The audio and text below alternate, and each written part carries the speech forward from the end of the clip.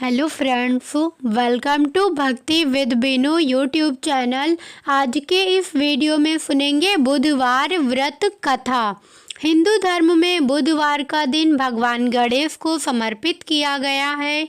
ऐसी मान्यता है जो व्यक्ति इस दिन सच्चे मन से विघ्नहर्ता गणपति जी की उपासना करता है, उसके जीवन के सभी कष्ट दूर होते हैं। आइए सुनते हैं बुधवार व्रत कथा।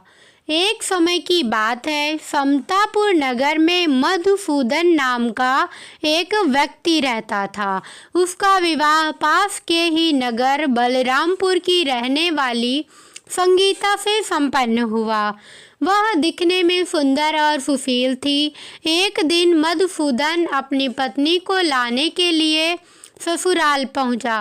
वह उसी दिन अपनी पत्नी को विदा करने की जिद पर अड़ा रहा, लेकिन उस दिन बुधवार था।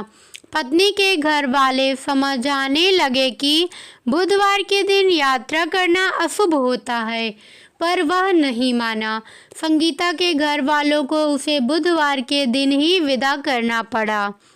इस तरह वे दोनों बैलगाड़ी में बैठकर जाने लगे। कुछ दूरी तय करने के बाद रास्ते में बैलगाड़ी का एक पहिया टूट गया। फिर दोनों गाड़ी से उतरकर पैदल यात्रा करने लगे। इसी बीच संगीता को प्यास लगी। तभी मधुसूदन पानी लेने गया। जब वह पानी लेकर लौटा तो हैरान रह गया। उसने देखा कि उसकी पत्नी के साथ उसका कोई हमशक्ल बैठा है। पास जाकर उसने हमशक्ल से पूछा कि कौन हो। इस पर उस आदमी ने कहा कि उसका नाम मधुसूदन है और वह संगीता का पति है।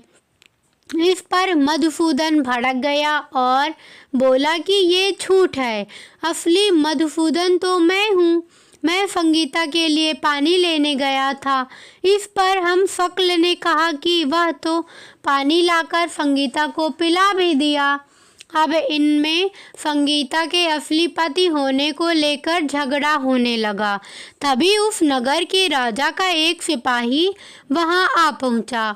उसने संगीता से पूछा कि उसके असली पति के बारे में सवाल किया। तब वह खुद दुविधा में थी। इस पर संगीता ने कोई जवाब नहीं दिया। फिर सिपाहियों ने उनको राजा के दरबार में पेश किया। पूरी कहानी सुनने के बाद दोनों को राजा ने जेल में डालने का आदेश दिया। घबराया हुआ मधुसूदन इसके बाद बुधदेव को याद कर उनसे क्षमा मांगने लगा। इसके बाद वहां आकाशवाणी हुई कि मधुसूदन, तुमने संगीता के घर वालों की बात नहीं मानी और बुधवार को यात्रा किया। तुम्हारे इस अड़ियल बर्ताव से भगवान बुधदेव काफ़ी नाराज हैं।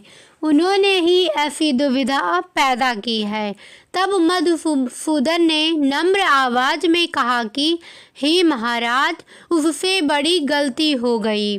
वह आज के बाद से कभी भी बुधवार को यात्रा नहीं करेगा और हमेशा बुधवार के दिन व्रत भी रखेगा।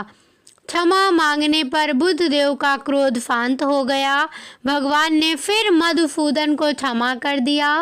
राजा के दरबार में मौजूद उसका हमशक्ल भी गायब हो गया। बुधदेव की कृपा से राजा ने फिर मधुसूदन और संगीता को विदा कर दिया। राजमहल से जैसे ही वे आगे बढ़े तो रास्ते में बैलगाड़ी भी सही सलामत मिल गई। दोनों एक साथ खुशी खुशी अपने नगर लौट आए। इसके बाद से वे हर बुधवार का व्रत रखने लगे।